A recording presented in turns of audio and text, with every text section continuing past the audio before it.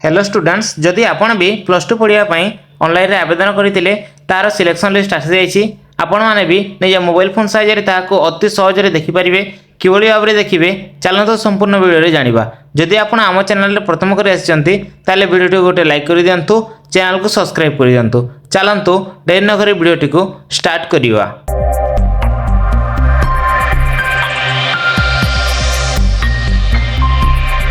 प्रथम आपण निज मोबाइल फोन क्रोम ब्राउजर को ओपन करंतु सेठारे आपण साम्स ओडिशा लिखिकी आपण सर्च करंतु सर्च कला परे आपण तल को स्क्रॉल करंतु एठारे आपण देखि परथिबे samsodisha.gov.in जहाकू व्यवहार करिके आपण सारा विश्व को परिवर्तन करि परिबे तारि ऊपर आपण क्लिक करि दियंतु।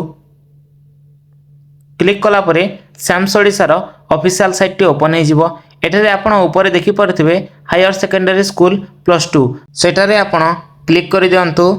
क्लिक कला परे आपण एठारे know your selection status show करिवो। एठारे आपण को निजर बारकोड नंबर देवा को पड़िवो रजिस्ट्रेशन मोबाइल नंबर आपण को देवा को पड़िवो तापरे आपण कैप्चा फिलअप करिकी शो रे क्लिक करा परे आपणकर सब डिटेल शो करिवो। जदि आपण बारकोड नंबर कोन जानि पारे नांती ताले आपण common application form row right रो टॉप कॉर्नर रे देखंतु सेठारे आपणकर गोटे बारकोड थिवो एवं तार ऊपर गोटे नंबर थिवो सेटा होची बारकोड नंबर। से बारकोड नंबर को आपण एठारे टाइप करि दियंतु।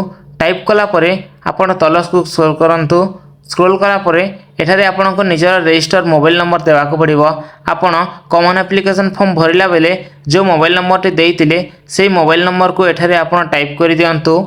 मोबाइल नंबर टी टाइप कला परे एठारे एंटर कैप्चा अछि ए कैप्चा टी को आपण एठारे फिलअप करि दियंतु। जदि आपण कैप्चा टी पढि पारे नांती ताले रिफ्रेश रे क्लिक कला परे नुवा कैप्चा आसी जिवो। से कैप्चा टी को आपण ठीक भाव रे फिलअप करि दियंतु।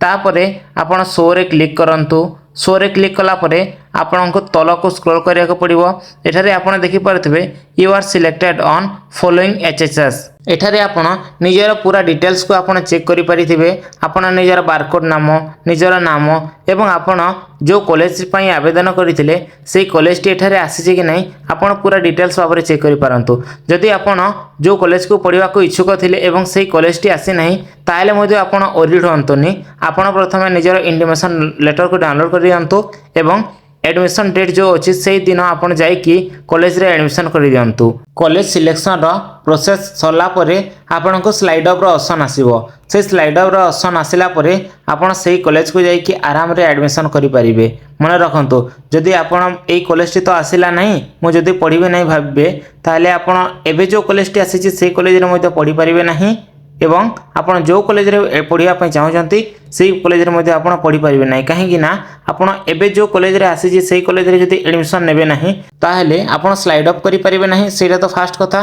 देन सेकंड थिंग्स जदी आपण जो कॉलेज रे पढ़िया पई चाहउचंती सेही कॉलेज जदी सीट वैकेंसी न थाए ताहेले आपण सेही कॉलेज रे मध्ये एडमिशन नै परिबे नाही जो कॉलेज रे आपण पढ़िया को इंटरेस्टेड रहंती। नेक्स्ट आ गोटे प्रोसेस म आपन को कहि दउची कि आपण निजर कॉलेज सिलेक्शन लिस्ट को केमिति चेक करि परिबे। आपण तल को स्क्रॉल करंतु। एठारे आपण आ गोटे देखि परथिबे हायर सेकेंडरी +2 तारि ऊपर आपण क्लिक करंतु। पॉपअप को क्लोज करि दियंतु।